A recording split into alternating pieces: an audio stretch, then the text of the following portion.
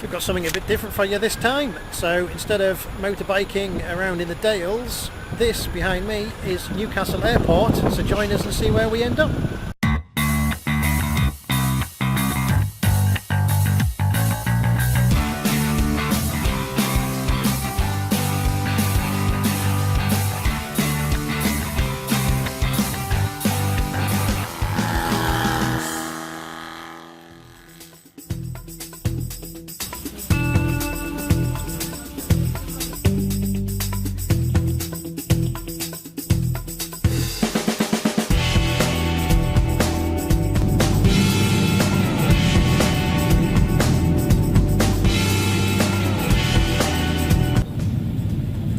Dubai at night. Well, we've been flying for a while now. Second flight changed in Dubai. I've now taken an A380 from Dubai to Perth and moved to the domestic terminal there because we're still carrying on. And as you can probably see in the background, this is the world's quietest airport. It's 7 PM on a Wednesday night, and I think there's about 4 passengers in the whole place, which is great to have a place to yourself, but it's not so great for spending the 4-hour layover that I've got, because there's actually nothing to do. There is one bar and snack place open in the whole airport, I think, and that's it. Anyway, we're not stopping here though, we're moving on, wait and see where we end up. So here's somewhere different. It's 5:30 in the morning, it's Thursday, I've been travelling since Tuesday morning, and behind me is Melbourne Airport. That's our destination. Our bus is over there to Ballarat, and then we're going to see what we're going to be doing for the next 2 weeks. Oh, that couldn't be easier. $35 and an hour and a half we'll be in Ballarat.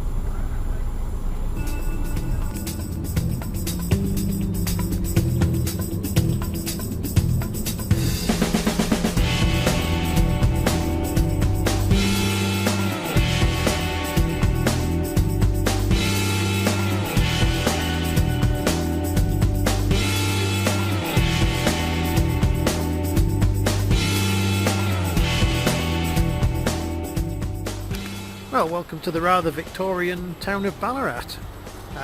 That's the railway station there, Murray Tower, and we've got the Provincial Hotel across the way there. It's about 8 degrees and it's kind of drizzly rain. So it's just like England. Right, in that case I'm going to go and get a cup of tea in the station and wait for my lift to turn up. Gemjap 770cc V-twin 1916. I've just given it a first run out and managed to suck the plugs up. So now Colin's got his gear on, he's done some fettling, and he's going to give it a quick run out and see whether it's okay, and then we might have another go. But on the plus side, I got to ride Colin Scott. He's got his lovely blue gloves on. Yeah, he's got his safety gloves on.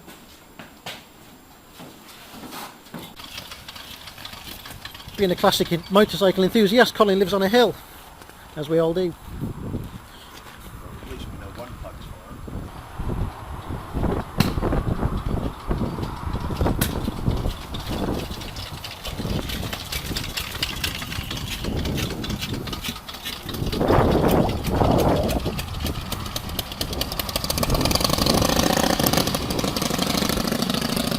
We've given up with the Jap. It's not playing ball, so we've all been threatened with the Minerva. And here it goes for a test ride. Poor Colin's soaking wet because he went out on the Jap and it broke down in the pouring rain. And being that he's wet and it's still raining, he gets volunteered to test ride the Minerva now.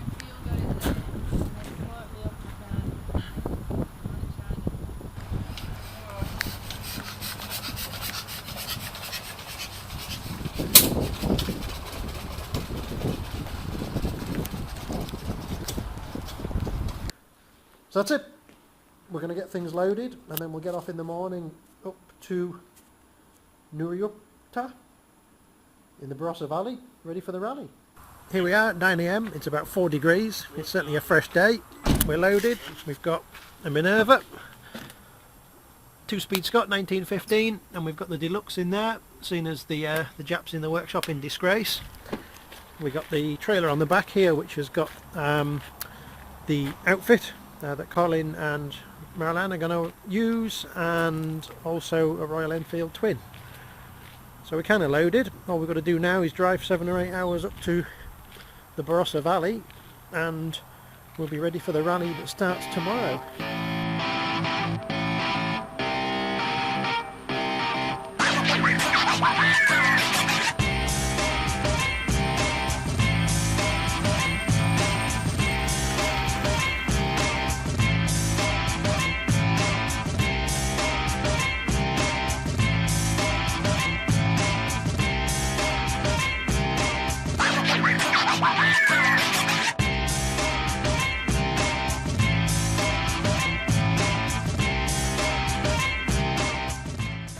We're in Nil now, we've stopped, we're about halfway. And this is the campsite, so there's a whole bunch of tourists and stuff messing about doing photos. Kids playground and things. Eucalyptus trees everywhere. I've not seen any koalas though, it's a bit disappointing. I was hoping there'd be koalas everywhere. And our picnic. So we're fueling driver up. Katrina's in charge of tea. Marilyn sorted out the rest of the picnic, so we're going to tuck in. Romantic, isn't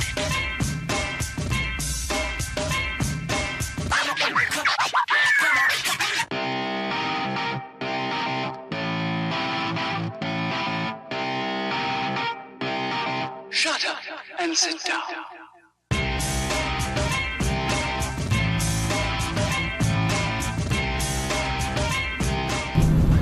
We're in the Barossa Valley now. That's one of the vineyards just over the back there.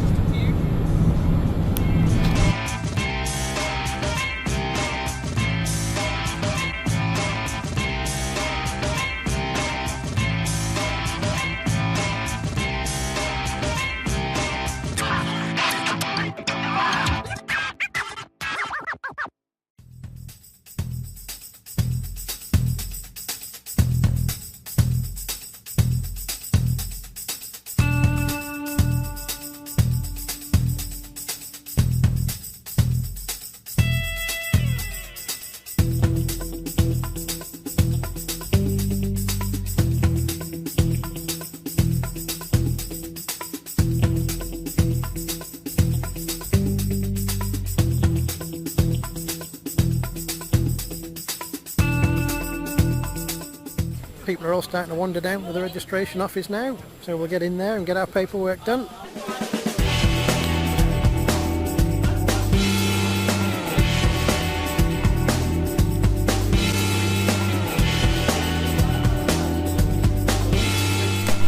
Yep, so here's the rally bags, caps, maps, high-vis, rally t-shirt, all sorts of things, all well organised for us. We've all got name badges. Here's mine, although the obviously the Gem Jap didn't make it. But never mind.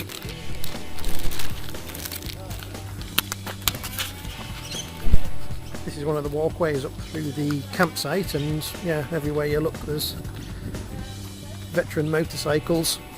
It seems that a lot of them have already got problems. There's people pushing them up and down and up and down. And there we are. We can see there's all sorts of interesting stuff. I've even heard there's a panther here, a P&M. Sorry, a P&M, not a panther.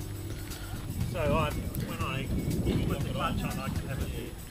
Yeah, it's certainly a good collection of the vintage bikes. There's some nice campers here too. Yeah, and you say every corner you look at, there's all bikes piled around, which is all interesting to see. So we'll see all these on the rally as we go around. Yeah, there's a really eclectic mix of bikes.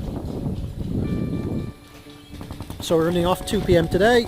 We're going to get all the bikes together. We've got a 26-kilometre run, which is just a shakedown up a couple of towns away, and we'll see what awaits there, and then we'll be back. So the rally, of course, starts proper tomorrow on Monday. Right, cup of tea time. This is the assembly on Sunday. We're just going to head off on the first shakedown run. Never seen so many V-twin Indians.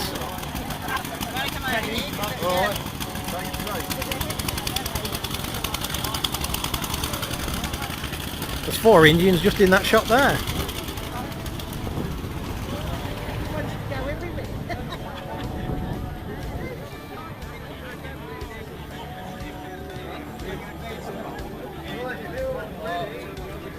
1916 aerial or 15 aerial, 3.5 horsepower.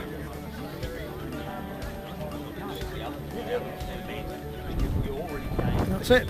It's very smart, Douglas.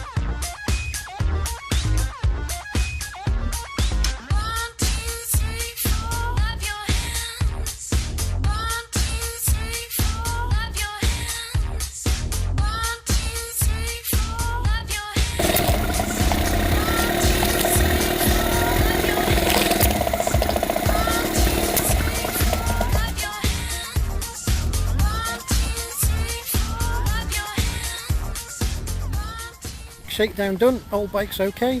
We fueled and oiled them. So we're down to the swap meet now. You can go and see what rusty tap people are offloading for crazy prices here. See if it's the same as the UK.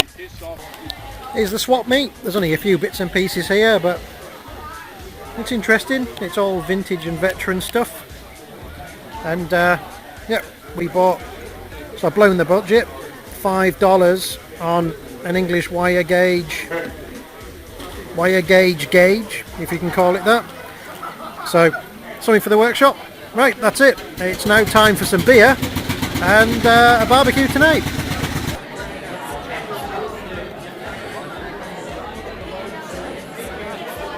The food scrum has commenced.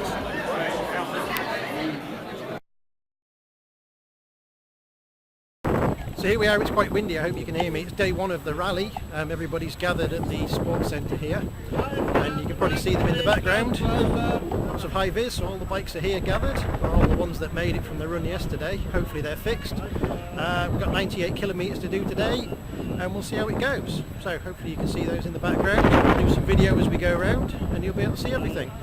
Anyway, it looks like we've got riders briefing now. You can see everybody gathering behind me, so let's go and find out what we're supposed to know today. Weather's forecast for some showers later. It's fine at the moment, fingers crossed. Here's Mr. Silverman. There's a story behind that. You can look that up on the internet if you want. I'm not going to repeat it. Here's the bush engineering made out of tent pegs last night because the handlebars broke. And yeah, so that's the famous. That's the Pommy handlebars. Yeah, fixed with tent pegs. So anyway, here they go.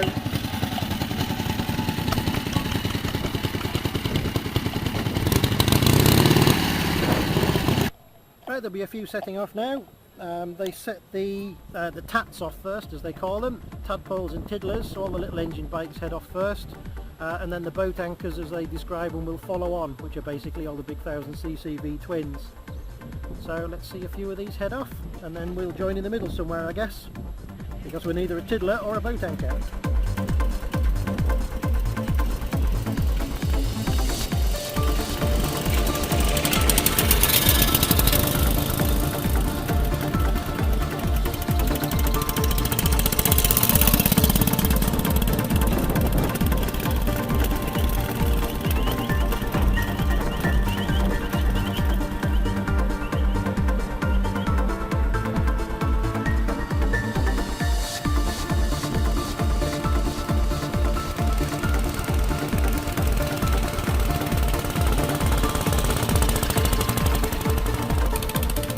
We'll have a quick run around some of the boat anchors before we head off. So here's a Henderson.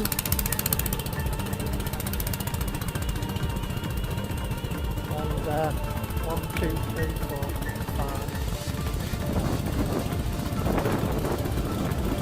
5. 5 Indians there. You right? That's okay, I'm talking to my camera. So I can remember what I'm seeing here. I don't think I've ever seen 5 Indians together in anywhere.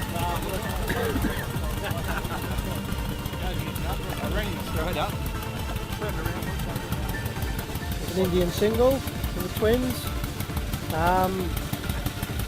There's another couple of Indians up here somewhere. There's all sorts of bikes I've never seen.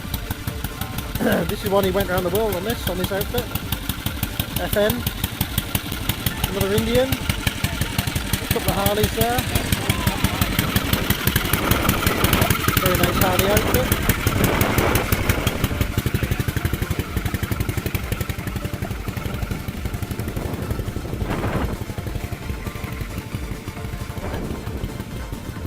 See, there's a fair collection, and remembering that I think these are all pre-1918, that's the cut-off date. Another Indian there, so that's 7 we've seen now. Great big Yale. And loads of small flat tank stuff, flat tank singles. There's a Douglas, 4.5 twin, before they changed it across.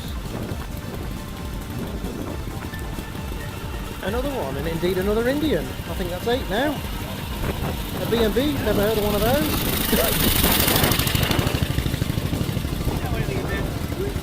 So evidently a lot of bikes in Australia came in as kits and they were built up here, but they use American and English engines. Oh man, there's another Indian, that's 9. Oh, Rudge Multi, New Hudson. BSA, there's a good few of those here. Bradbury, another Indian, 9, 10, is that 11 now? There we are, 770 Jap, which is the same as the bike I would have been riding if it was alive. Right, we better get our gear on and get going.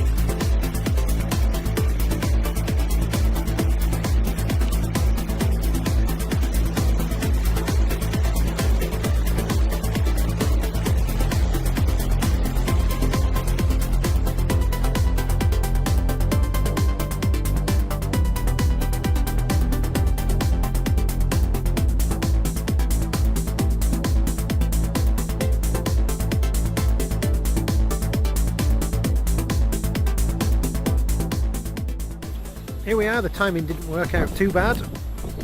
We had a few rain showers on the way here, and then we got here for our lunch, our burgers. Still no kangaroo though, which is disappointing. But anyway, we had some beef patties and bacon and egg burgers and some salad and stuff, and it absolutely poured down, and we've just finished lunch and the rain's just gone through. So hopefully this afternoon things might stay dry. Mind you, the rain certainly took its toll on these old belt drive bikes. There was a lot of them that were really struggling on some of the gentle hills. No such problems for the Scott though.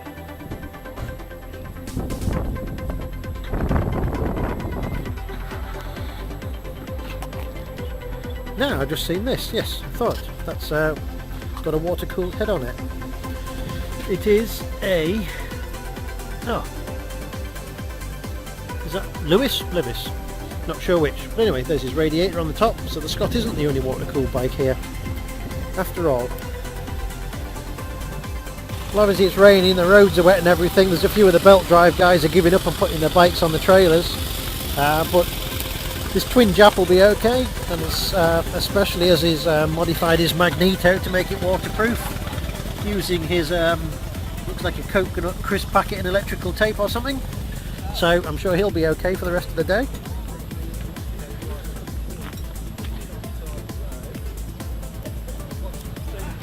The old bikes always seem to suffer with the mags down at the front. I don't know whose idea was it to put them there on them all.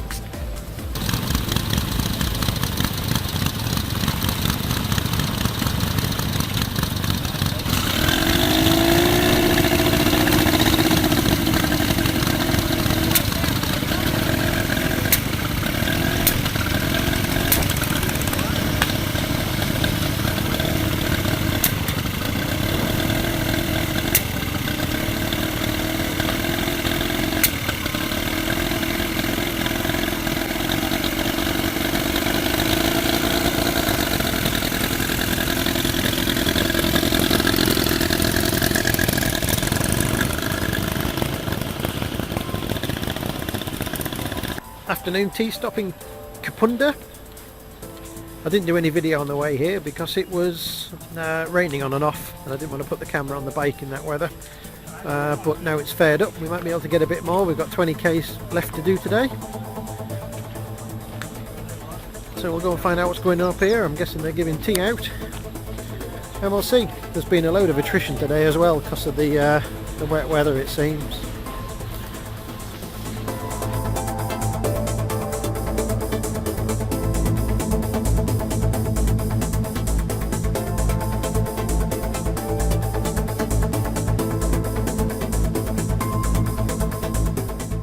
Kapunda Main Street. Now we got some murals on the wall, and, you know, the old style buildings as we'd expect for mining. And up here the old butcher, confectioner, antique shop, all sorts of bits and pieces. Authentic historical BP petrol station at the top there. I wonder if that's from the 1800s. So yeah, sleepy old town by the look of it. So it looks like in the middle of town we've ended up at the Museum and Mining Centre, Kapunda Historical Society, and they've got loads of farm machinery and bits and pieces, and presumably Hawke and Company Kapunda, South Australia, were a big company because there's lots of stuff cast with their name in it, and lots of gears and interesting big things like that. Oh, I guess we should go inside and have a look. So we're coming down for a look inside the museum, and we've got all sorts of old stuff. Telephones and Morse code bits and pieces, and telephone box. There's a switchboard over there. This is all cameras and early photography stuff, developing stuff, film, photographic papers. That's glass and things.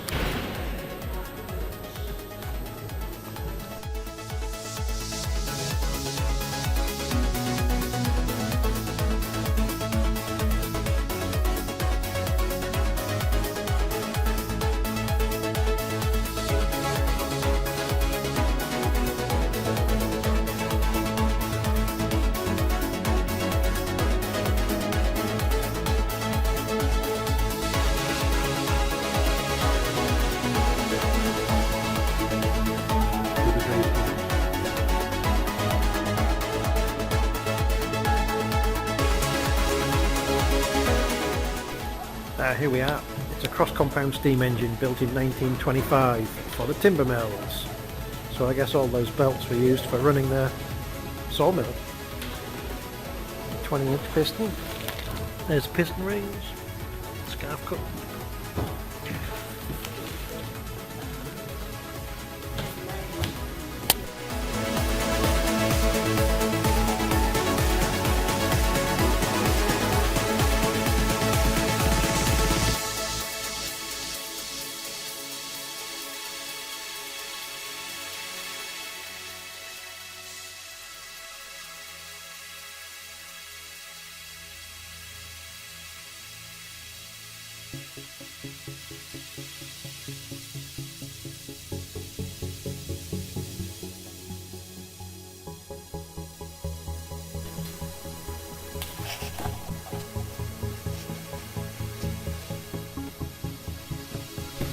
Oh, they're one of those mystery machines. Well, let's have a look into the depths of the cellar.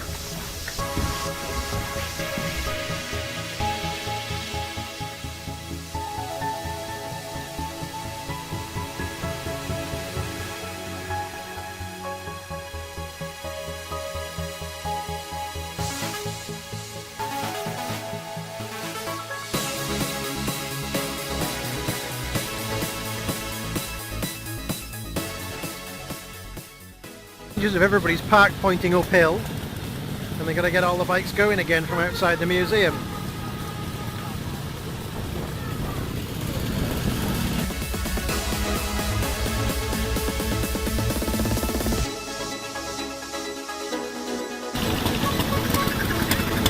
Now there's a couple of sensible ones pushing off downhill instead of trying to do it uphill. You gonna get it going? Yep.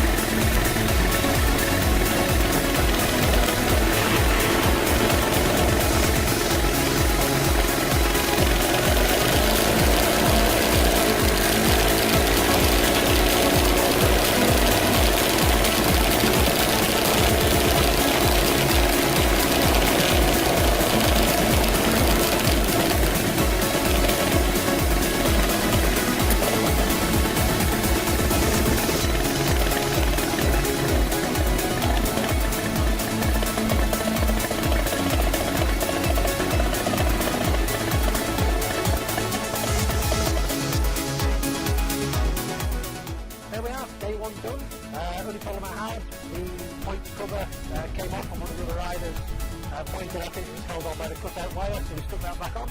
It's got around dry.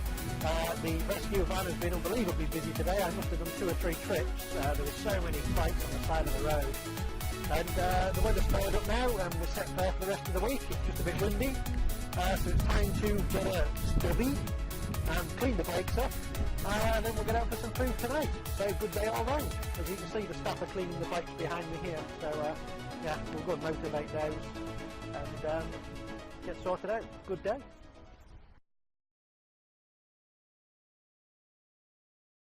Tuesday morning, rally day 2. It looks like there's a few bikes less than yesterday assembled here. I wonder if that's anything to do with the fact the recovery trailers were very busy. But anyway, today we're off to a car and motorcycle museum. So that's today's job. So let's have a run round and see if we can interview a couple of people here and find out about their bikes. The morning tea stop, Eden Valley Caravan Park. As usual, you can tell where the cake and the tea's been served. So a few adjustments on bikes. Weather's okay today, it's a bit chilly but it's dry, and we've been through loads of gum trees and fields full of rocks. So it seems the farmers around here grow rocks for a living. But nice place, Eden Valley Caravan Park. It was peaceful before this lot turned up. And we'll have a look round and see if we can see some more interesting bikes.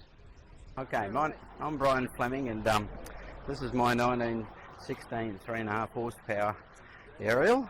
This motorcycle was restored from a pile of bits, very sad bits, probably getting close to 10 years ago now, and a lot of bits and pieces we had to make, a lot of bits were scrounged from all over the place, but quite an interesting motorcycle now that it's all finished and the bugs are sorted out of it. Most people are more jealous of the seat arrangement on our rough roads here than anything else, but it gets along quite well. It's a nice motorcycle to ride and should give us many years of enjoyment, I would think.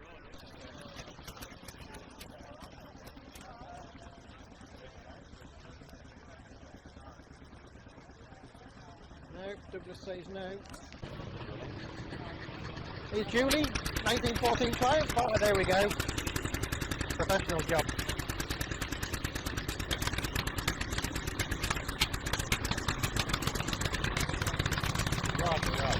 Yeah.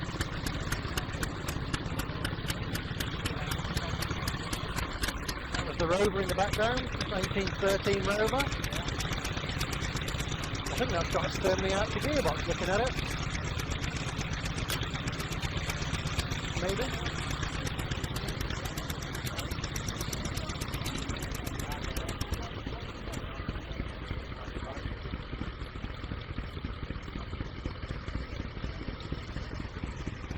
Yeah, somebody's dark sense of humour put the T-stop at the bottom of the hill, as everybody's now realising, I think, by the look of it. Here we got the B&B. This looks like it takes some serious amount of starting. Hooping on that. No, bike says no. No.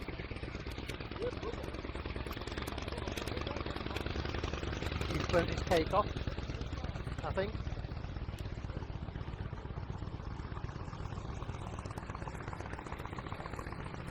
Right, better go and get our gear on and get out of here, I suppose.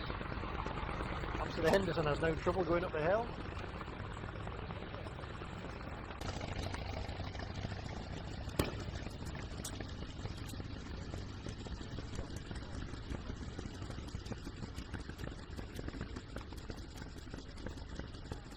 That's not looking like that Rover's going anywhere, except further down the hill. Maybe I need to go and give him a push. What we do is we send the younger ones down.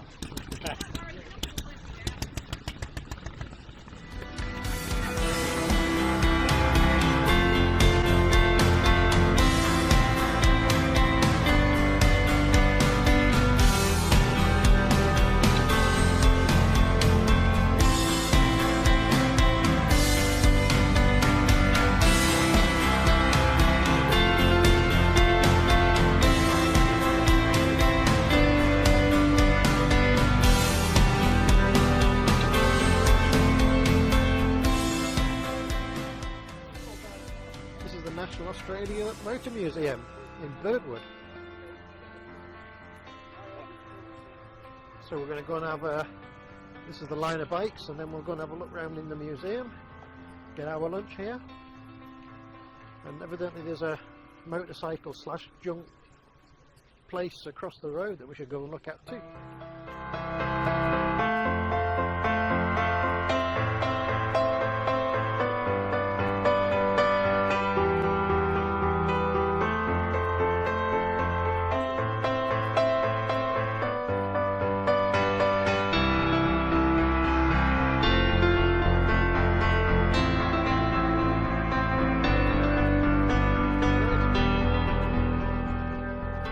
To those that were counting, there was 141 set up yesterday and 102 this morning. Yesterday certainly took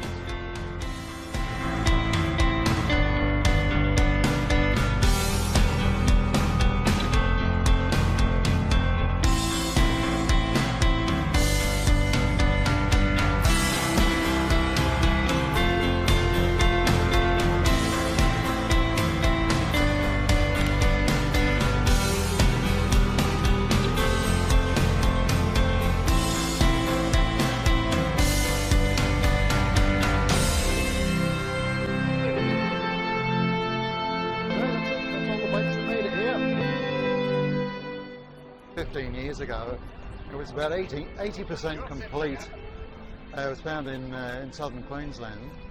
The original owner of it, who bought it at that time, he did some work in restoration, but unfortunately he passed away about 5 years ago.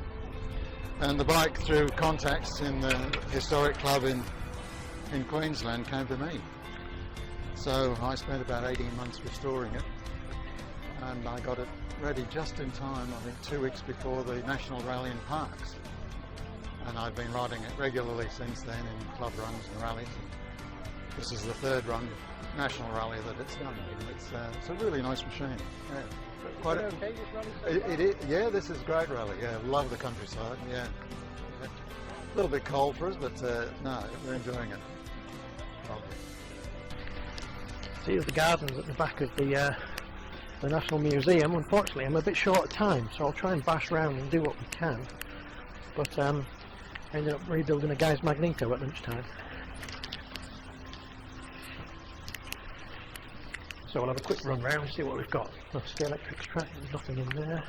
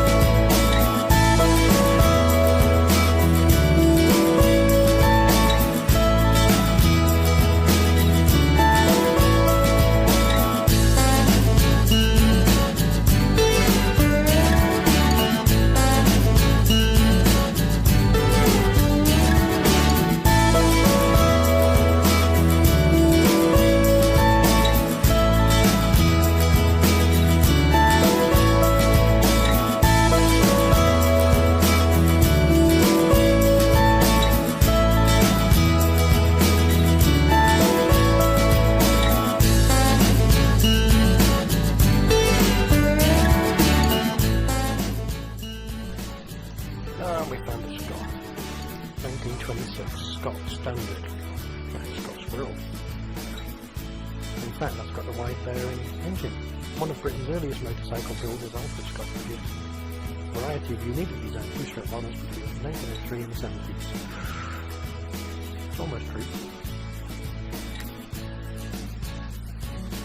Yeah, 26. It's around there.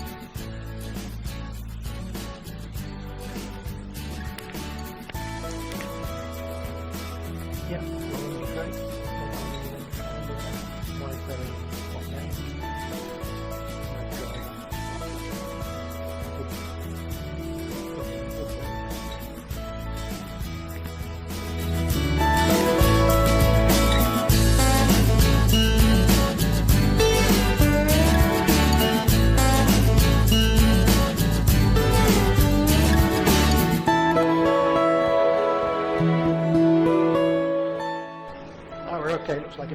8 away. I was supposed to leave at 2, that's 15 minutes ago. Everybody's still here, so we'll have a walk down the line, find the Scott, which is right at the bottom of the hill, and get going.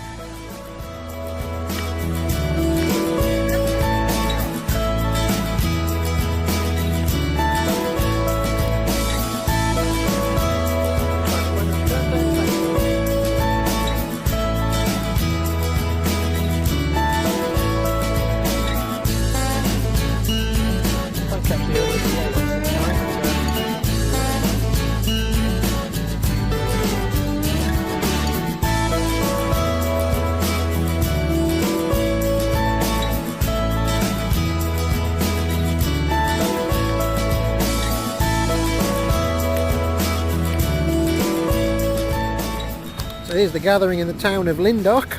We've come here for our afternoon leg stretch, or mid-afternoon leg stretch. There's the rescue trailer, or one of the rescue trailers loading up the dead, and there's another one down there in the distance doing the same. But the good news is we've got the Lyndoch Bakery and Restaurant, and they do ice cream, sun's out, weather's lovely.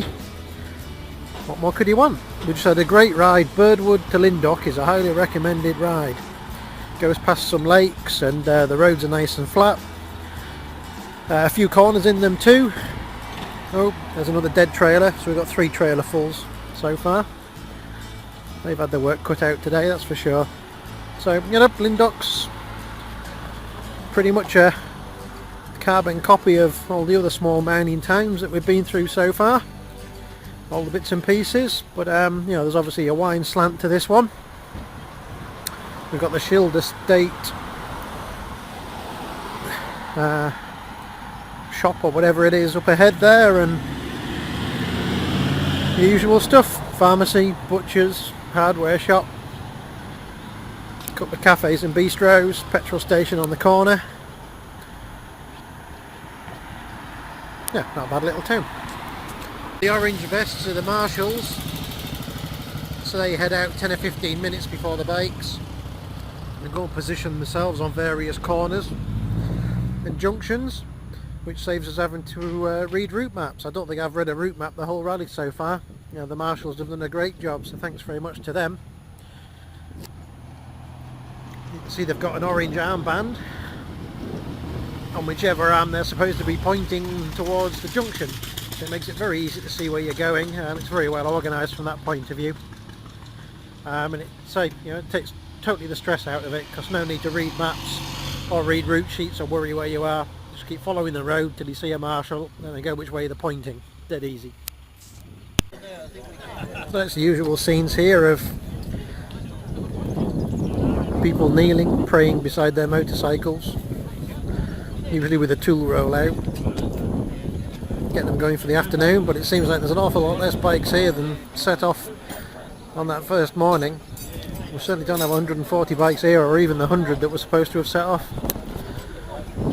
So we'll see. Scott's going well though. Okay, my name's Alan Mansbridge.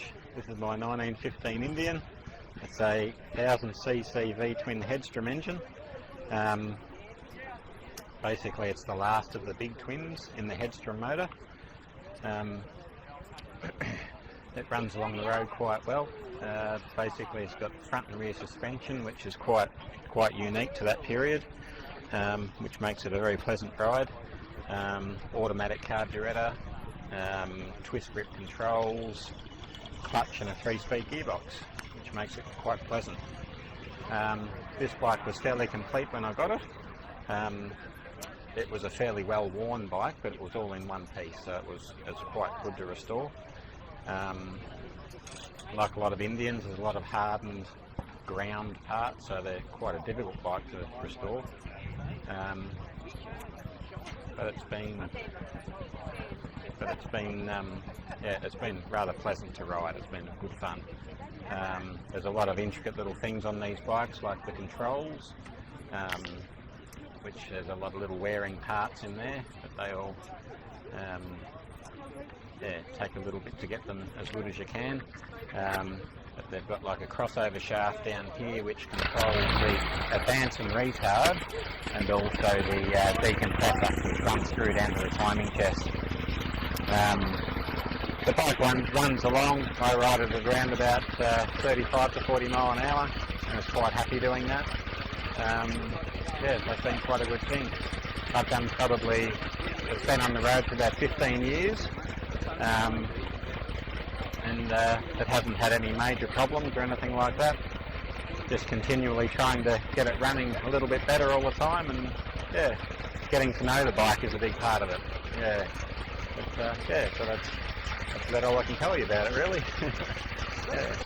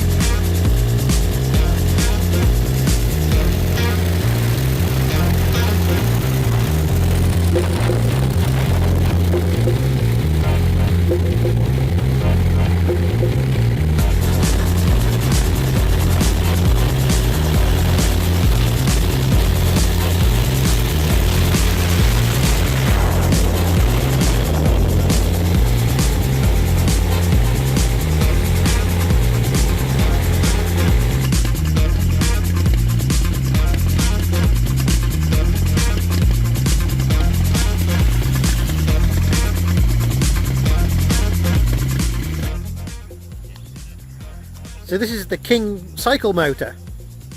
Is it a motorcycle? Cycle motor. Motorcycle. Here we are. Please tell us about it. It was made in Melbourne in, I think, 1911.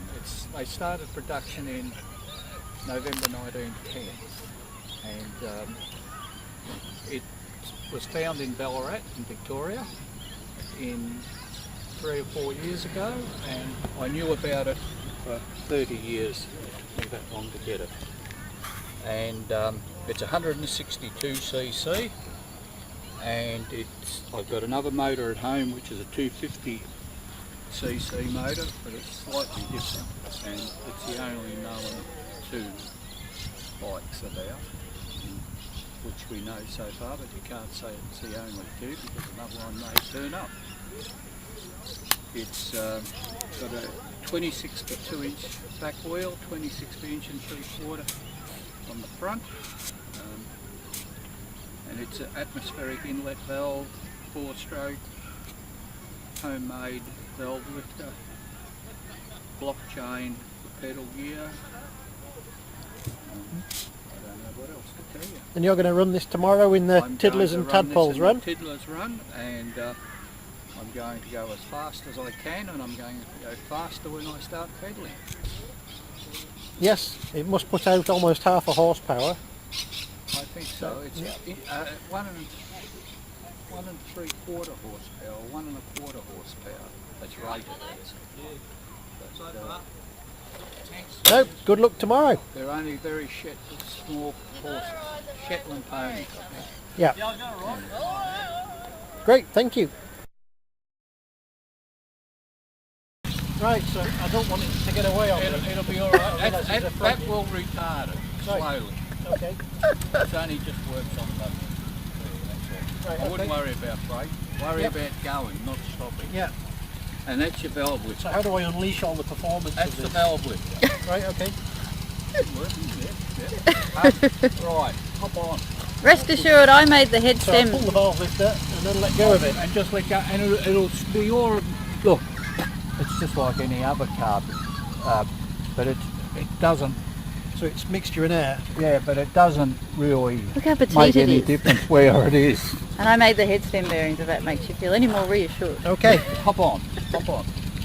So is this known colloquially as the death trap? No, no, no, no. Just sit there and Pedal, hold on. pedal! Let it go. Should have fired by now. He's off. The faster you pedal, the faster you'll go. You're going to beat me hands down.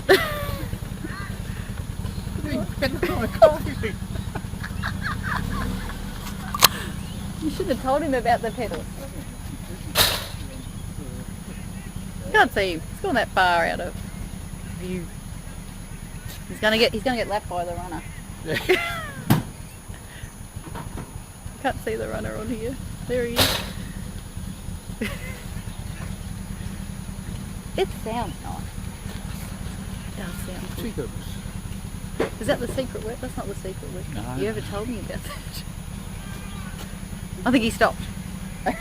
Just put a pedal out.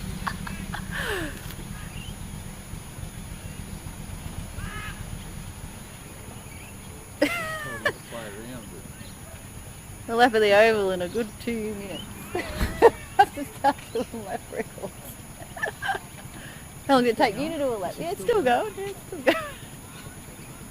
Is it retarded? Oh, do you want a beer, Graham? Do you want We can play around with You want, it. you want No, a beer? thanks, I'll take one. Yeah, sure. Where's the runner? There he is. He's going to get lapped by the runner. Don't pull the valve if you're in there.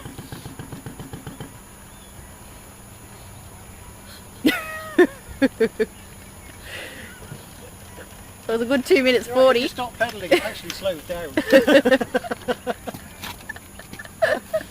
I want Amazing. one. It's possibly the lowest powered motorcycle I've ever ridden. Yeah. Yep, Leon will love it. I don't envy you doing 26k on that tomorrow.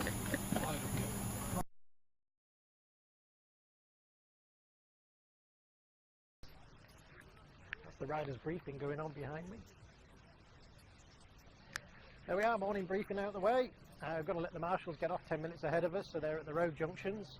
Everybody's ready. It's Wednesday the 20th. We're forecast 23 degrees. We've got clear blue skies. It looks like a perfect day for riding today. So we're off up to Mengus Hill, which is evidently it's got views over the Barossa Valley. So we're looking forward to seeing that. We'll try and get some video on the way, seeing as the weather's nice, and some video when we're there.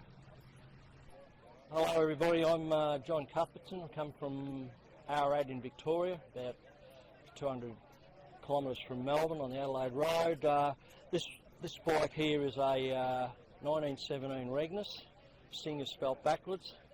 There's quite a few bikes here. They were assembled and made in Melbourne out of components. It's got Druid forks, as you can see, mag engine, Swiss. Not sure the capacity, could be 750. Sturmy Archer gearbox, you can see there, 3-speed. It's got a chain primary, belt rear drive. What else can I say about it? It hasn't got the original carb. I don't own the bike, I borrowed it. I believe it came from the fellow who originally owned it or picked it up in the 1950s from out in Taddyhoon, which is a farming district south of Ballarat. He saw it there one day. He was working on a shed under some old canvas, and he must have got it. I don't know who owned it then, but apparently a shearer had it, must have had it after the First World War, going up into New South Wales and everywhere shearing, so it would have had a pretty hard life, like most of them out here on the roads weren't real flashy. Well, they probably weren't roads, they were probably dirt tracks amongst it going around through the trees. But Dave had it all that time, and then the original owner died, and his son is in our club, the antique club, and he brought it to me the other year to help him with the gearbox. The bearing was worn out on the sleeve gear, the drive gear end, so we fixed that up and then went through the gearbox, and then we did the top end, and that early last year we put new seats and that in the barrels, and I made new cartridges up for the top here for the inlet valves, this and that. And it cast iron piston still goes along quite well. We had a bit of trouble this weekend. The tank was leaking, but one of our friends, plumber, pretty handy with the soldering iron, he sorted that out for us, so we're back in action. The tank's very fragile now, but he likes to keep it like it is, so I don't know how we're going to get around that yet. Maybe some sealer might work. Got his high performance tiddler for this afternoon, complete with fuel tank and 1 human power, and he's probably going to be first there. I reckon he'll be first there on that. It's got more power than any of the other bikes I've seen so far.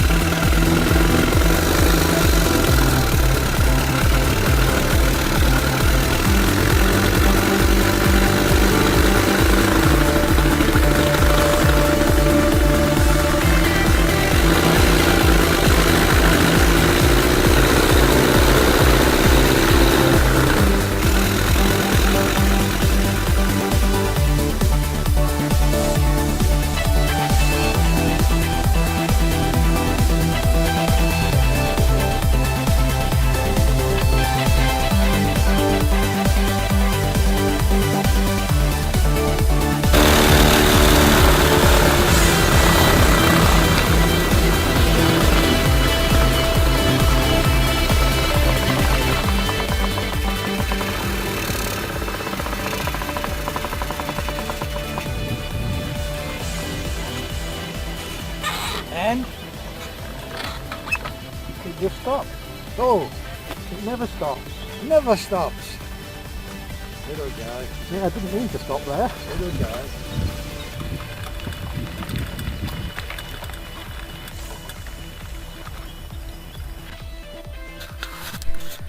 Oh no, how am I going to live this down?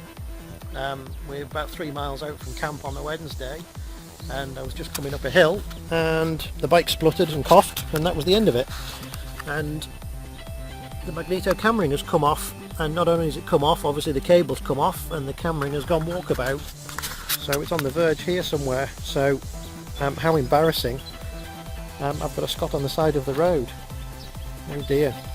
So it's time to do the walk of shame and walk up and down this road a few times, and if luck's on our side, I'll find it. If not, I've got a 3 mile push back to camp. But hey ho, can't change what's happened. Gonna have a walk through the gum trees and hopefully there's a nice shiny cam ring sat there in the verge somewhere. Full search party out now. I think there's about 7 of us. So we'll keep looking. We are Roadside Rescue. We're in. We're all in. The bike's in the back. Let's go to the cup of tea stop.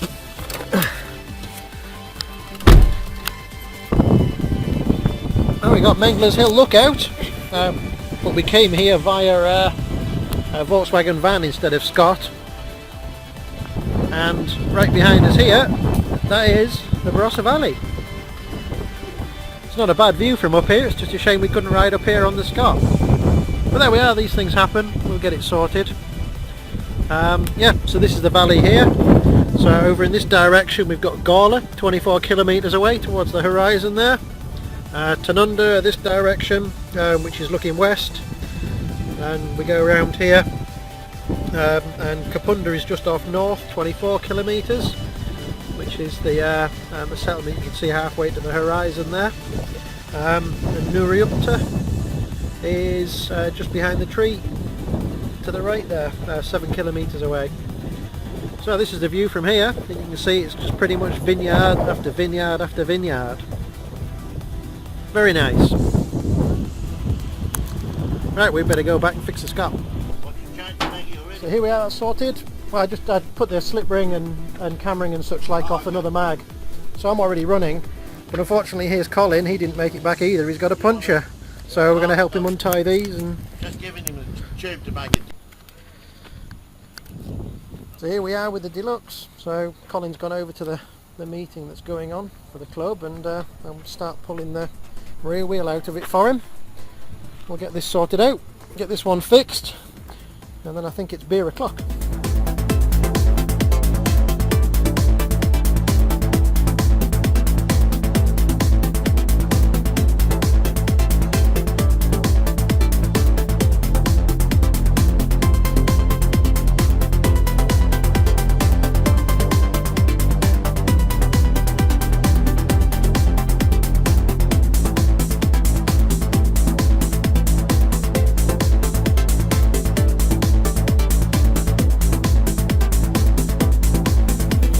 It's ripped the valve out the tube. I think Cole got a bit carried away out of a junction and let rip with his V-twin horsepower and spun the tyre on the rim, and yeah, it pulled the valve off the tube. So anyway, we've got another tube, we will soon get this fixed.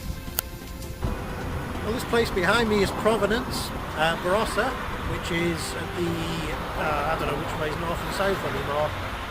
It's I think it's the south end of Nuriupta. And in here is the Penfold cellar door, so we can go in there and do a bit of wine tasting, see what the crack is, buy a couple of bottles no doubt for the barbecue tonight. And there's a distillery next door as well. It's Wednesday afternoon. There's no riding this afternoon for the normal bikes, so it seems rude not to avail of the local amenities. So let's head in.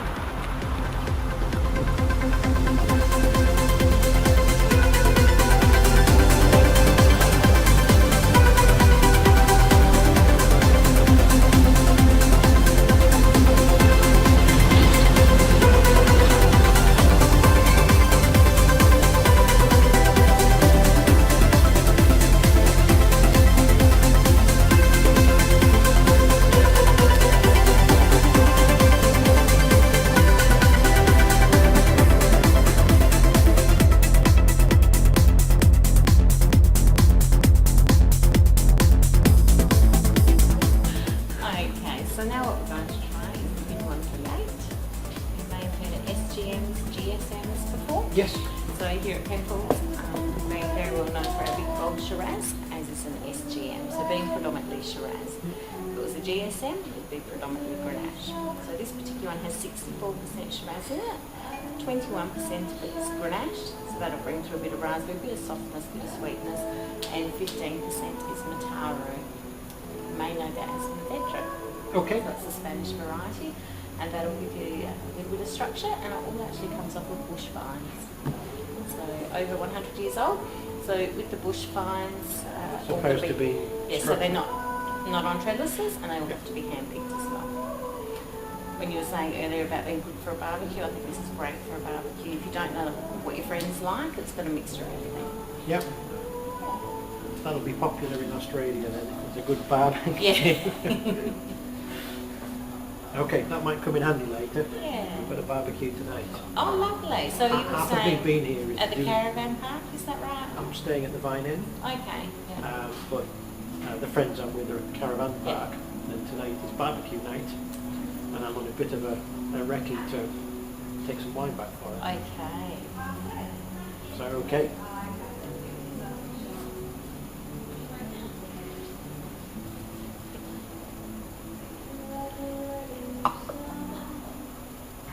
That's the wine tasting in Penfolds done. That was good. Bought a few bottles. We'll use those at the barbie tonight. And it just so happens that the Barossa distillery is next door, and it would be rude not to visit there while we're on a non-ride day or a non-ride afternoon. So this is a place called Distillery, and let's go in, see what the crack is, do some tasting here, and then we better head back for the barbecue this evening. There's their old Morris commercial outside.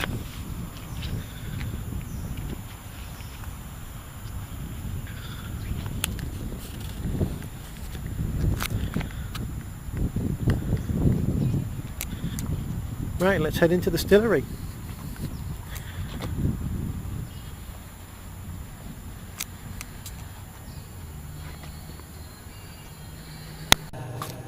We're in the Barossa Distilling Company, and we've got a couple of gins we're going to try. So we've got the Generation Gin, which is distilled around here, and we're also going to try the Bud Burst, and here's the botanicals that are in there. And we're going to try them with various different things, so we'll stick this on the bar and we'll go through the process and enjoy this. Welcome to Barossa Distilling at Distillery. This is the old Penfolds distillery, dating back to, first still went in here in 1913, decommissioned in 1978. Beautiful building with lots of history and character of Barossa. We're using this as our tasting room and a craft spirits bar. Tasting room for our two gins we've just introduced, the Generations Gin and the Bud Burst. So we've got a Generations Gin on the bar here.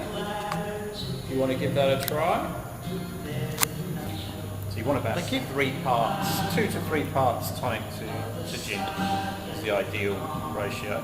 Yep. That way you don't drown the gin. Quite often if you go and buy a gin in the bar, you'll get, particularly you'll get a highball glass, or maybe not these days, a highball glass and they fill up to the top. Yes. You know, I said the tonic then drowns the gin. So you want a good gin, and you also want a good quality tonic. Yeah, well, a good tonic makes all the difference. We've got an ice cube, a slice of dried blood orange, and a dash of tonic in here. So we'll give it a go. Give it a go.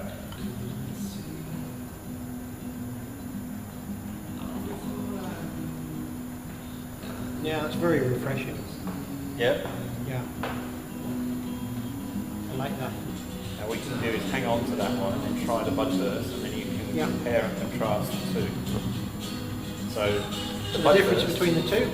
So there's some big differences. The Bud Burst is our spring-summer seasonal gin. So the biggest difference is we've diluted this one back to strength with white Frontignac wine, which is a floral semi-sweet wine. Yep. And it gives it a taste quite unlike any other gin. We've coloured it with native currants and natural colour to give it that pink. And the pink colour is really, it's the rosé of gin, it's that summer gin. So yeah, have a taste of that one. We'll do the same process with the ice and the strawberry. So, oh yeah, that's a very different flavour. Very different flavour.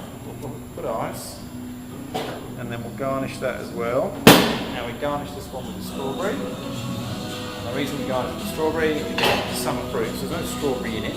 Yep. But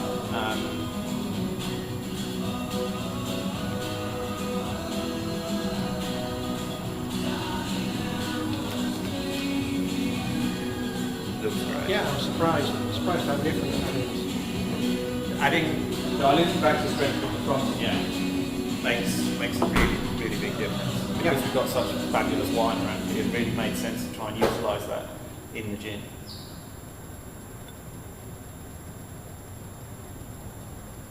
We haven't tasted another gin on time, it tastes like that. Well, that's our trip to the Barossa distillery finished. They're obviously doing the two different types of gin, the Generations gin and the Budburst gin. Very nice they are too. We've got a bottle of Budburst for the barbecue this evening, and these guys in 2 years time are going to start releasing some of their Barossa whiskey, so keep an eye out for that. I had a sneaky tasting when nobody else was around. It's only 7 months old and it is spot on. Yeah, lovely. Looking forward to that in 2 years time, so that's an excuse to come back to the Barossa Valley. So, Barossa Distilling, we like those. Now it's time to get back. We've got a barbecue tonight, ready for the ride tomorrow. Here's the Australian Barbie. Let's see what we've got. Campsite. It looks like kangaroo. So who's got the kangaroo? Poppy. Are you cooking the kangaroo, Cole? Somebody is. It's a big thing in English, like kangaroo bloody steaks, don't they? This is marinated beef and posh things like that. Yep. And fried onions. Yeah. There's no croc, there's no kangaroo, there's no emu. No emus. So disappointed. Might be a bit of a kidnap. It's roadkill. Fresh roadkill. Yep. The light's still on. Yeah. Only a bit of cheese.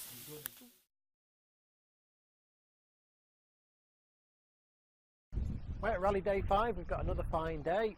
It's a little bit breezy as it's been forecast, 18 degrees. We've got clear blue skies, as you can probably see in the background. So we're looking forward to a great day's riding today. We're going to, I'm not even going to try and pronounce it, Adunda, I think, something like that. We're going to have a run out there and back. We fixed the Scots, we fixed the puncher on the Deluxe. So I think we're all ready to go. We're going to go down to the assembly area and I'll try and find a couple of people to interview if we can. I'm Bruce Farley from Shakedown, the Monarch. I bought this bike in about 1990 in a partially restored state out of a deceased estate in Mildura. The fellow his name was Brown. I took the bike home and finished restoring in a period of 6 months and took it to its inaugural rally, which was the 60th silver anniversary rally of the Sporting Car Club of South Australia in Ballarat.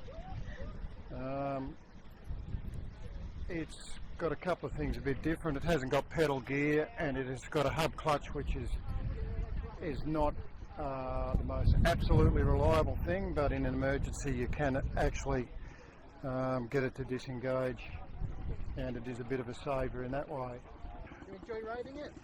I love getting out and riding it, especially in groups like this, and it's not so much the bike itself, but it's the camaraderie and meeting the people that you only see every couple of years, and that's the really special thing about it, I think, is getting to know the people and seeing them every couple of years, which is what I really enjoy, getting out and talking to people. So this is the lady rider contingent for the rally. There's a good few bikes here. It's good to see.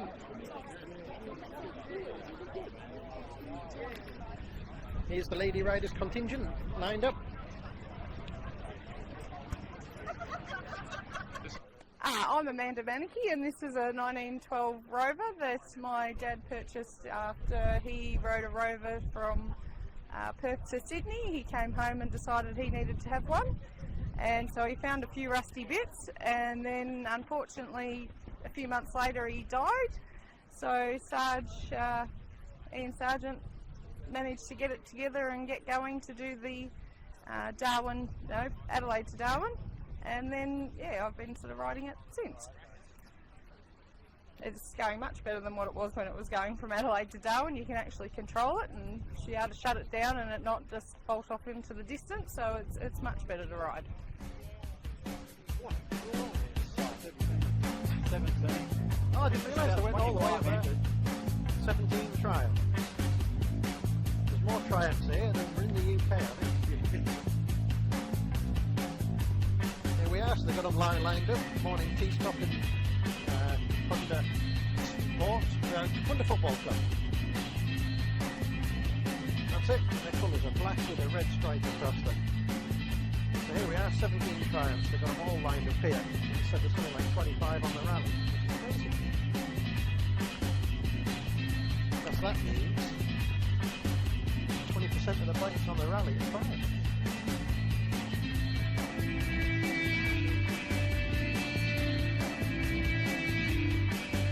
Well, surely where all the fires are. I wonder if it's not like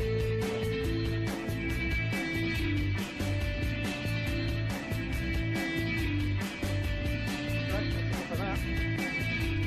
Guess where the tea stop is. Where everybody is.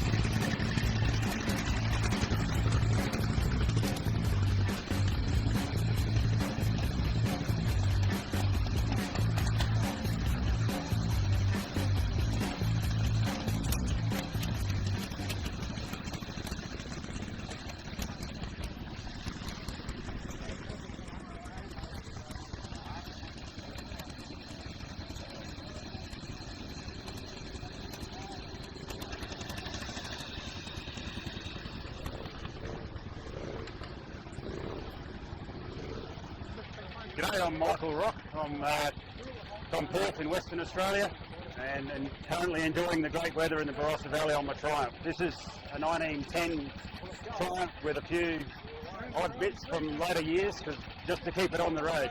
So one of the things we do is we make mudguards for vintage bikes. So here you've got a classic British veteran mudguard. VintageSteel.com.au is our website. There's lots of those on there. But this is a real hill climber, this Triumph. She's now got needle roller big ends and it flies up hills. It's got a few odd little bits that have enhanced it, like 1914 cams, but otherwise pretty honest, I hope.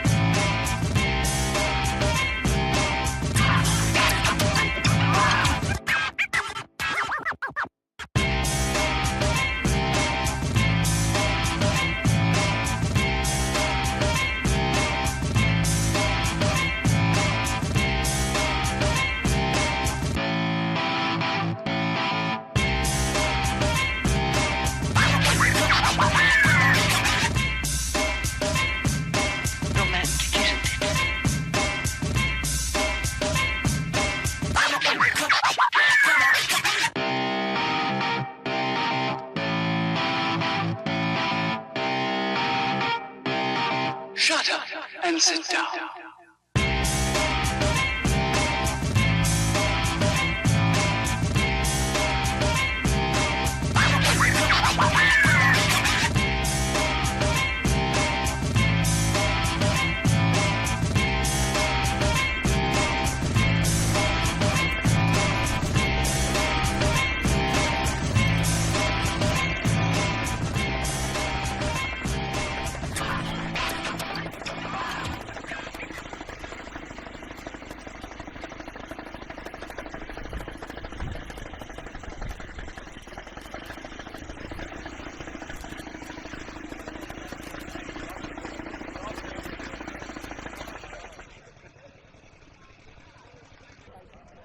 Well, I'm Frances Hall from Tasmania. This is a 1915 Douglas. It's a 4 horsepower, so 600 cc's. It's actually my father's bike, but he does let me ride it. And it's going very well today. He restored it many years ago. That's interesting. So, yeah. It's a lovely little bike when it runs well. Doesn't always run well, but today is a good day. So this is the rather sleepy town of Lyndoch. Our lunch stop for today. So we've just been fed by the cake and tea ladies, and they've done a great job as usual.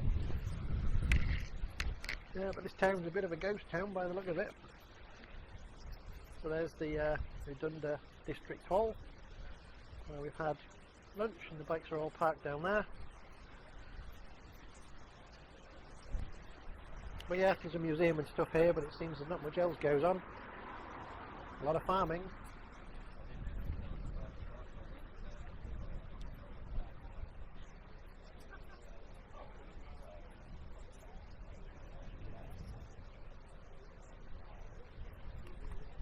Scott's running great today. Here's our mag fix. I couldn't find the correct BTH, so I've had to use one that's got the advanced retard the other way around, so obviously it won't fit with the cable here. So at the moment I've set it full advanced. We've got a cable tie around here to keep it in the right place, and that should get us through the rest of the rally, I hope.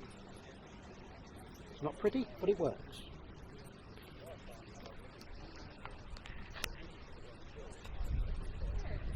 Hi, my name's Ron Fellows, and I've ridden this 1910 motorcycle from Tasmania to this rally in Nuriupta. The motorcycle was manufactured in 1910, as I said, by FN, who is the world's largest armament manufacturer. It is a 4-cylinder shaft drive machine. In 2012, I rode the machine from Nepal back to the factory in Belgium, which took me 8 months for 14,600 kilometres. Generally speaking, very reliable machine, so I'm very happy with it. I have written a book on the journey called No Room for Watermelons, so you can go online to purchase that, or look at www.oldblokeonabike.com. Thank you. So FN's 4-cylinder, of course. Shaft drive.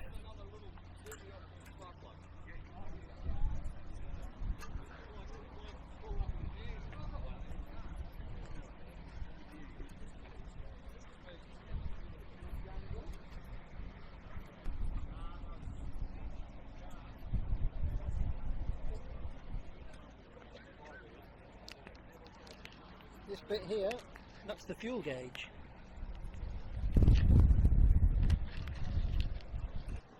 Hi, Bob Whittingstall, 1918 Henderson. Restored it 5 years ago, 1000cc, 12 horsepower. Rides beautiful, 3-speed gearbox. Yeah, no, it's a pretty good bike. No, they're pretty rare. There's a good few on the continent. The Norwegians and that seem to love it. Yeah.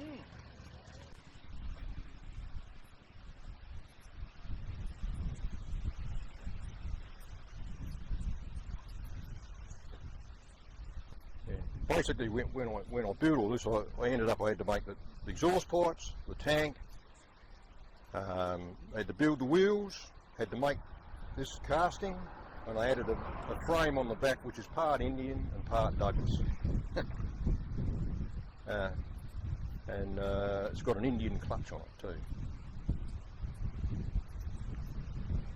Oh, and Triumph handlebars.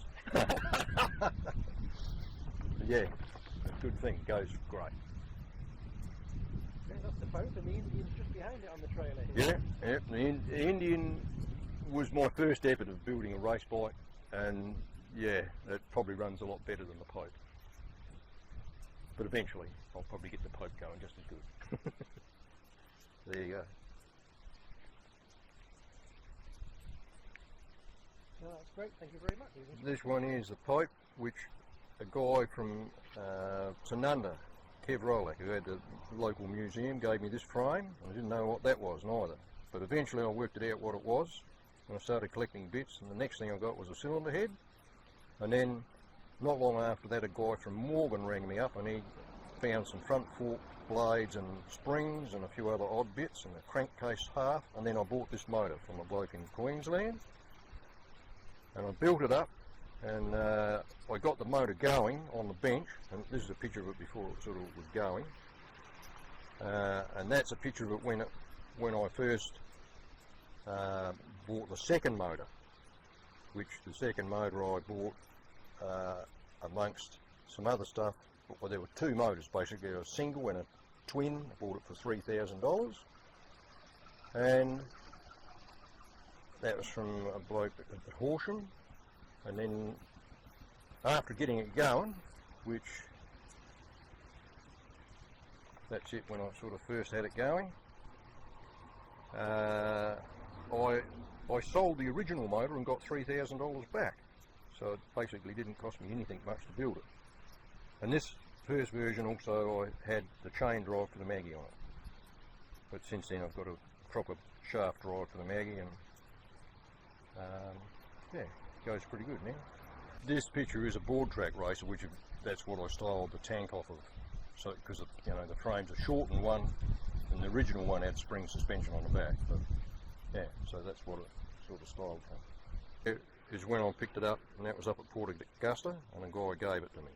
I didn't know what it was, and I had it for about 12 months and sold it at a swap meeting. And then I went to the Ballarat swap meeting, and I bought an engine, and then I brought it home and I bought the frame back, and that's what I turned it into shortly afterwards. And that's another step there, after I finished making the tank. And the final thing is that, and well, just a 1914 Model D road racer, which I didn't put all the original bits on, but it's, yeah, at least usable. Thursday tea stop, you can see the bike behind me here. I'm not sure what happened.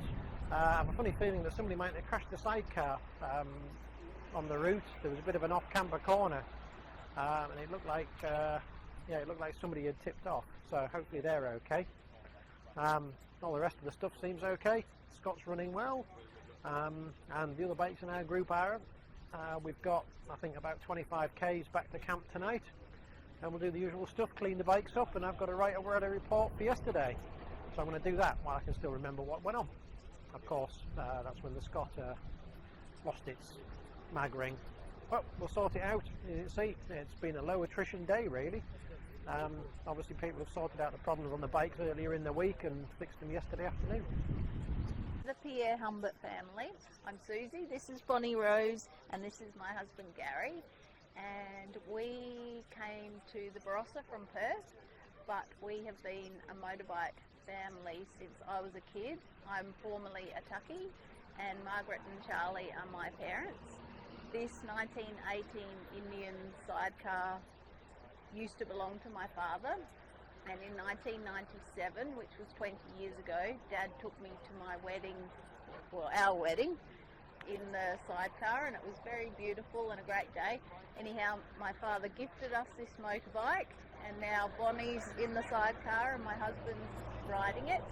And just on the other side of me here is a 1913 Bradbury, which my mum used to ride on all the rallies when she wasn't riding her Excelsior. And now I ride this one.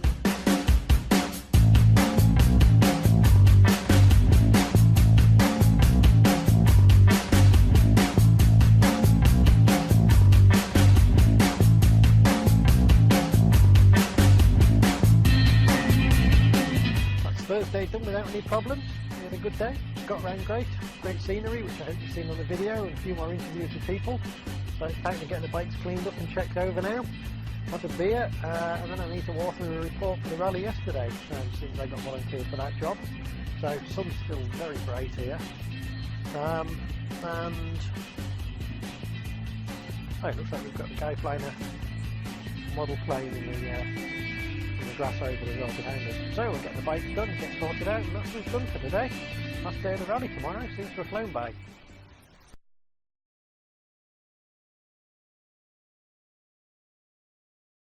Well, morning, it's Friday, it's the last day of the rally today. It seems to have flown by already. Longest day today, 119 kilometres. We'll head out here from Nuriuppa, and we're going to go down through the Eden Valley to Springton and Mount Pleasant, which is our lunch stop today, and then wander our way back again. So looking forward to that. It's forecast to be 29-30 degrees. It's clear sunshine. It's already 9 o'clock in the morning and it's already going to be hot. So yeah, it's definitely a sunscreen day. But looking forward to some good scenery and some good riding to finish the rally off. Right, time to go and get ourselves assembled, and we're good to go. So here we've got the Queensland Stink Pot Association. Now the Rovers got all jealous because of the triumphs yesterday, so they decided that they were going to put them all on show here, which gives them somewhere different to leak their oil. So we've not got a bad turnout here.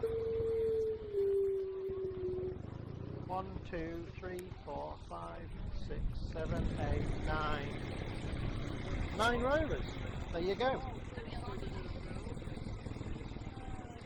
This is Katrina's Rover here with a very smart blue belt.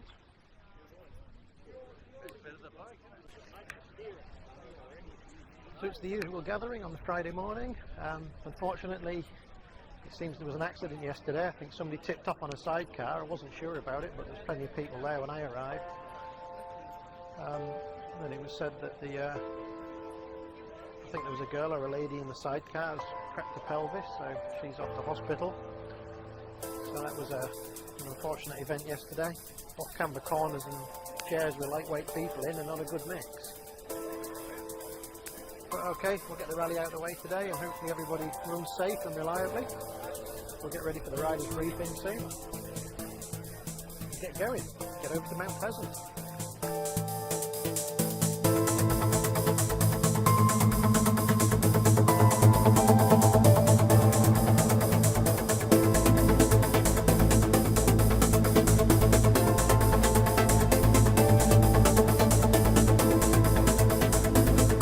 Arrival at Springton.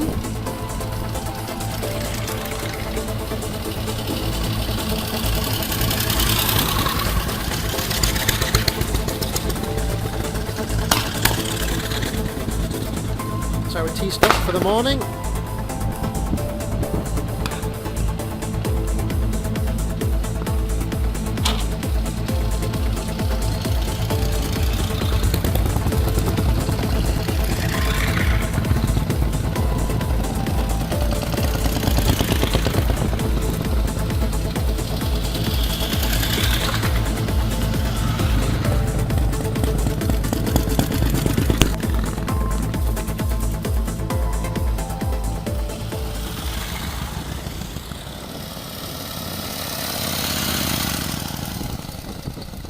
So as normal, every town's got its own AFL oval, and so this is Springton, and of course you can tell where the tea and cake is, so that's where everybody is. Got the bikes parked up here. It's roasting hot, so lots of people are hiding in the shade of the trees and stuff, and yeah, we're off to Mount Pleasant for lunch after this. Should be a good run out, I hope. Hi, I'm Sharon Rudder from WA, Western Australia if you're overseas. Most people know me as Shaz, and this is my bike, the Royal Ruby. It's fairly well known in Australia and in New Zealand. I've owned it for about 15 years, and the girl previous was Joy Wallace that owned it. It's been ridden around Australia, ridden around New Zealand. It's the 1914 Royal Ruby, 269cc, two-stroke. Goes up most hills, a few we have to push. It's a lovely little bike. That's all I've got to say. So I started off with a farm bike and rounding up cows in 1915, and the man then went to a gearbox model and it was put in a shed. The shed burnt down, it's been resurrected since the 70s and ridden in rallies since the 80s. So this fine machine here, highly tuned like a Swiss watch, is a 1915 Scott Squirrel, and this used to be my motorcycle in the UK. And about 3 or 4 years ago, having frightened myself to death several times on British roads with no brakes, I decided that through various conversations the best place for it was here in Australia. So Katrina Sargent bought it and arranged the shipping and sent it over here, and it's been her bike ever since. It's a fine machine. It far outperforms all of these rattly old stink pots that everybody else is riding. And yeah, one's just started up there. You can probably hear it rattling and smoking oil. No, it's okay. So, unique features of the Scott. We've got water cooling, twin cylinder, 2-stroke, 2-speed gear with a foot operated clutch, change gear as well. So while all these old plodders are wheezing up hills and stopping and getting stuck, the Scott just motors up them. Very easy to ride, it's lightweight, and it was way ahead of its time. So yeah, I've enjoyed riding this. We've done everything, all of the rallies so far, except for the problem with the mag ring, which we'll have seen on Wednesday. So yeah, thanks to Katrina for lending it to me. Yeah, no, my name is Mark Gascoigne. I live in New Gisborne, Victoria, just north, I suppose about 50k north of Melbourne. And although I've got 3 veteran machines, only this one's on red plates and going. The rest are in various stages of build. And I bought this bike in 2006 and did the first main national veteran rally in 07 at Ulverston, Tasmania. Now this is basically a bike that came from Melbourne and been through a few hands before it got to me, and everybody seemed to have wanted to leave the patina the way it was. And so I undertook a quick restoration inside the engine and got it mechanically okay for a few years running, and I've been on all the veteran runs since 07, and the bike's still going. It's covered about 3,000 kilometres, and it was a what you call a cheap, quick rebuild. But it's a 550 Triumph 1914, 550cc, designated 4 horsepower. It wasn't an import like recently. It came to the country in 1914, but largely these were probably built end of 13, early 14, going by the engine number. And there is another one on this rally which is only a couple of hundred on production figures, a couple of hundred prior to this. So there was quite a import of 1914 Triumphs into Australia, and there's quite a few still going actually. So on this tour we've got 17 Triumphs, all pre-1919, and there's quite a big, probably the most popular bike you'll find on the rallies. Yeah. 1915 Royal Enfield. So we came home from South Australia in September last year and then proceeded to restore this. So with the sidecar came from Melbourne and upholstered in Ballarat. It's a 1000cc JAP powered Royal Enfield with similar to the Scott, 2-speed transmission, so all chain drive, so no problems getting up the hills. Pulls mum in the sidecar alright, and I must be doing alright, she hasn't jumped out yet. Brakes aren't too bad, I seem to have managed to pull up when I've needed to. Very smooth and easy bike to ride. Line up at Mount Pleasant. Once again we find ourselves at a AFL field. Every town seems to have one. We've been fed some great food. Everybody's just having a little wander around and trying to cool off. Unfortunately, Bevis on the Royal Enfield, that's part of our group, he got a puncture this morning, so he's on the trailer. And there's certainly a lot less bikes that started the rally on Monday, I know that much. So we're going to go and get a drink because it's nearly 30 degrees. We're going to keep drinking water. We'll go to the clubhouse here, and then we'll get back on the road this afternoon, back towards Nuriootpa for the dinner this evening. Yeah, we got the breakdown trailer, and there was an incident this morning, and there's a precision there, and you can probably notice that it's a unicycle. Evidently ran out of fuel, stopped, filled it up, got back on just as he started it, and the head stem snapped. So unbelievably lucky escape that he wasn't doing 60 k's when that happened. But anyway, rider's okay. Bike a little bit bashed up because it fell over when the wheel came off, but I'm sure it'll be fixed. Oh no, we got the Abingdon King Dick on here. I wonder what's happened to this one again. This is the one we did the mag on earlier in the week. That might look suspiciously like a fuel or an oil leak. Anyway, we'll go and find out what's happened to that. Here we are, bring out your dead. So there's Bevis's Royal Enfield at the back there. Rear tyres flat, so it looks like we'll be changing another tube this afternoon before we head off back. Yeah, so they're all falling on the last day as well by the look of it. Here's this pair of Nortons. I haven't managed to catch up with the owners of these. I think it's a father and son, but great style of bike. Long and low, we like that.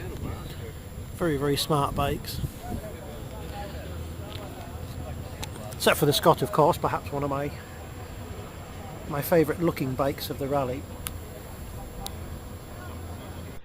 Hi, I'm Colin Sargent, and this is about a 1915-16 Australian assembled motorbike. It's got a 1000cc Spack motor in it. These motors were made by Fred Spack. He also made millions of hand grenades for the First World War. He didn't make motorbikes, just engines.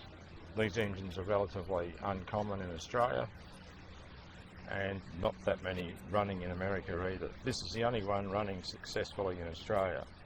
It's ran from Adelaide to Darwin with no problems. That's about it. You've got to love the distances in Australia. So we're leaving here. We're leaving the lunch stop now, and we're off to a local homestead, and the instructions are turn left onto Torrens Valley Road, and after 30k turn left into Colin Grove Homestead. That's it. That is the instructions for the afternoon to the stop. So gives you some idea of the distance we've got here. So we'll video it, and hope you enjoy the ride. Of course, this is our camera bike, 15 Scott. So I'll stick the camera on the front here, and we'll let you enjoy 30k's up to the homestead.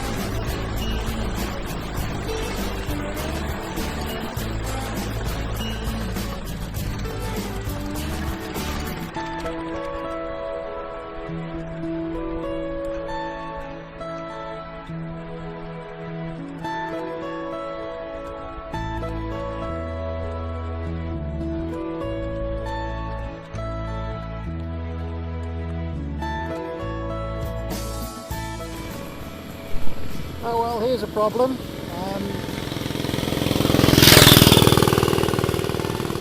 I can feel the bike starting to tighten up slightly coming down that hill there. We are about 8k from the homestead,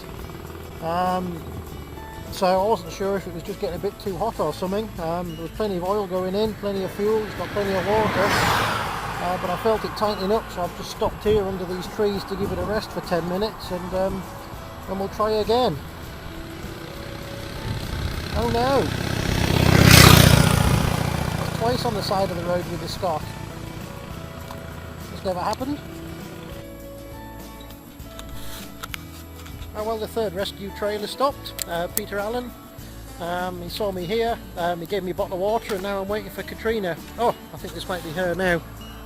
I've got some serious grovelling to do. So I guess she's going to go and turn round, and then we'll put the bike in, and yeah. It's never a good thing borrowing somebody's bike and it's stopping on the roadside.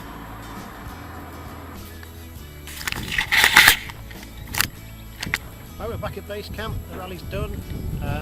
Yeah, unfortunately the Scott didn't quite make it, 20k from the end, whatever's gone wrong, we don't know, we'll look at that when we get back to the workshop. What a great rally though, great scenery, great people, really enjoyed it. We've got the end of rally dinner tonight, so we're going to get the bikes cleaned up and get everything loaded because we've got a 8 or 9 hour drive tomorrow to get back to Ballarat. We'll get sorted out. There we go, these things happen, everything can be fixed. I suspect it stopped oiling on one side and it's nipped up. But anyway, yeah, out in the bush isn't the place to be taking Scott engines apart. So the best thing to do was to bring it back and call it a day. So anyway, that's it. That's the end of the rally. I hope you've enjoyed the video and such like of this. And who knows, in 18 months' time, Anguston down in Tasmania is the next one.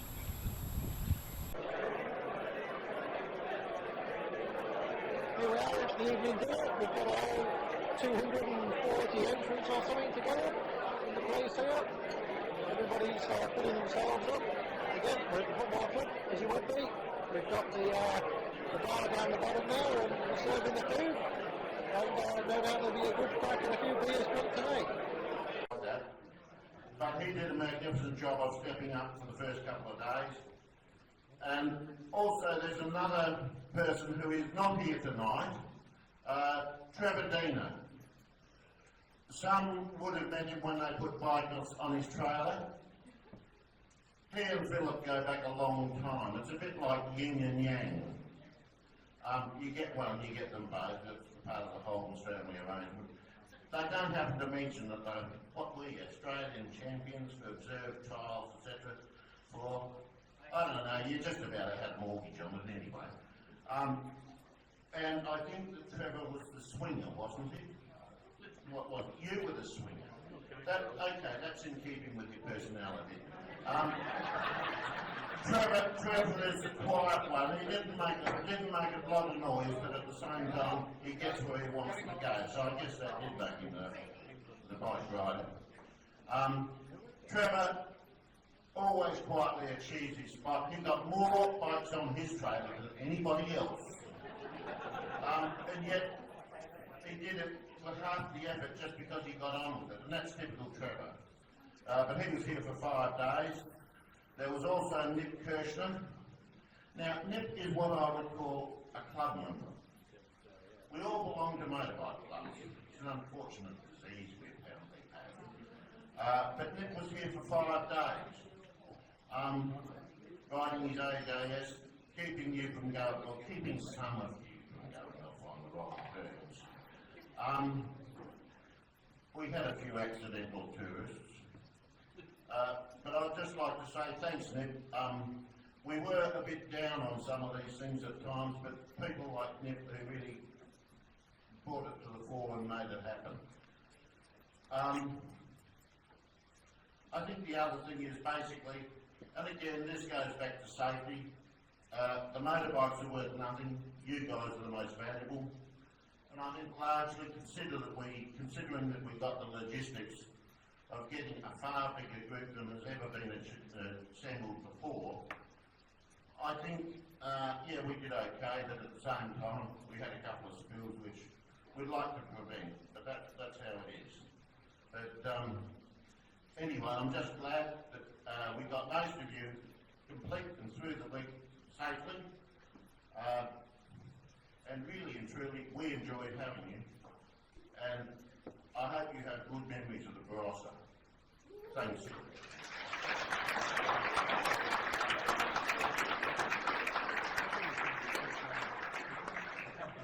I just want, we did observe a few things during the week.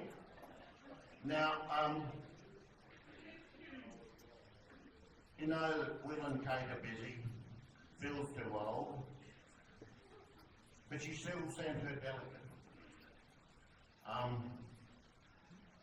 It was easy to find out who he was. He was a representative of HMS Betty Two-Stroke. And of course, with a woman with a name like that, how can she not be good? He came all the way from England, but the problem was the diplomatic arm of the National Veteran Rally found out who he was straight away. Only gave it away when he rode a bike for Sargent, didn't he? I'd just like to acknowledge that some people come a long way. There's Sean, there's Andrew. Andrew, on your next trip to Australia, can we introduce you to Kickstarts? And the other thing is, I should give you the Joseph Banks Award for Science. Last time he was in Australia, they tell me he spent a whole lot of time inquiring whether the water went down a plug hole in the southern hemisphere the same. This time he concentrated for quite a few days on whether it's better if you actually turn the plate and the needle upside down. Yes. But really and truly it made no difference if the fuel pipe was split. Anyway, your motorcyclist, I found a New Zealander who I could actually understand. Thanks for bringing him along, Alan. There's Bevis Wolf, you know. He's one of us almost. Yeah.